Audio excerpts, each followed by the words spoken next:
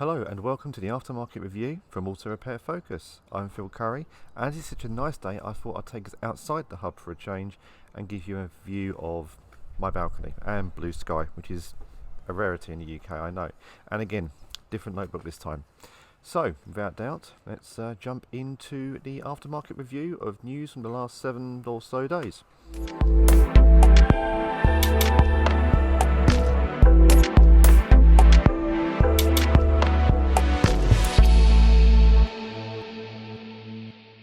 So we're going to start this time with Standard Motor Products Europe, or SMP Europe. Now, they've just announced that they are sponsoring Ice Hockey UK in the International Ice Hockey World Championship, which is being held this year in Latvia.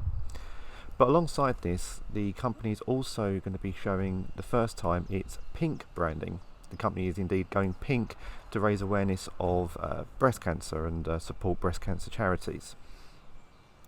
Now, the pink branding will take place or be seen at the Ice Hockey World Championships, but there's going to be more of that across the year, so do keep an eye out and see how maybe even you can get involved in raising both awareness and funds. I think it's a really important cause, so well done SMP Europe. It's going to be one to look out for. Next up we have Europe working with the IMI. They're probably working outside, there's always going to be noise in the background. Like, for example, a plane or a helicopter. There we go. So Europe is working with the IMI, offering IMI members a discount on joining the garage network. IMI members can actually get the first 3 months of their Europe membership for free, which is a fantastic discount. And it's also working the other way. Europe members who want to join the IMI can get the joining fee waived. So it's a really good example of two organisations that are dedicated to professionalising and raising standards within the automotive aftermarket, coming together, working together, and really sort of showcasing what the best of the industry can do. And we could start to see more of this. There are benefits obviously to becoming part of a franchised network, or not a franchise network, but an independent garage network. So well done for these two for promoting standards. Now, the last thing I want to talk about is actually a Swedish study.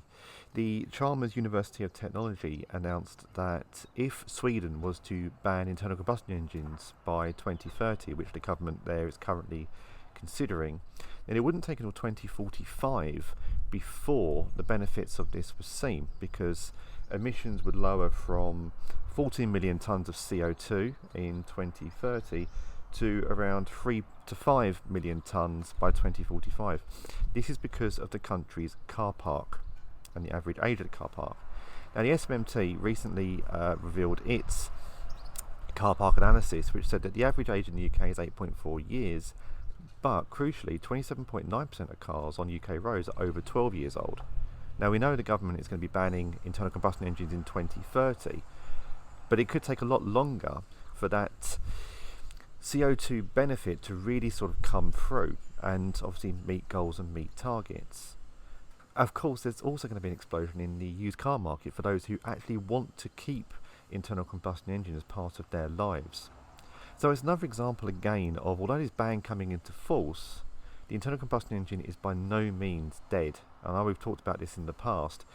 Electric vehicles, battery electric vehicles particularly, are coming, but the aftermarket industry needs to be prepared.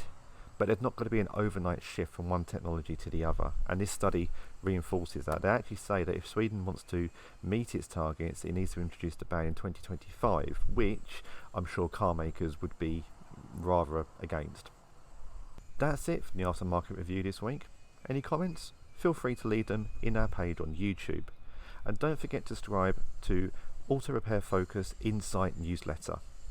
I'll be back next week with some more handy insights from around the world of the aftermarket, but check out all the latest news on autorepairfocus.com, and who knows, next time it might not be so windy. Thanks for watching.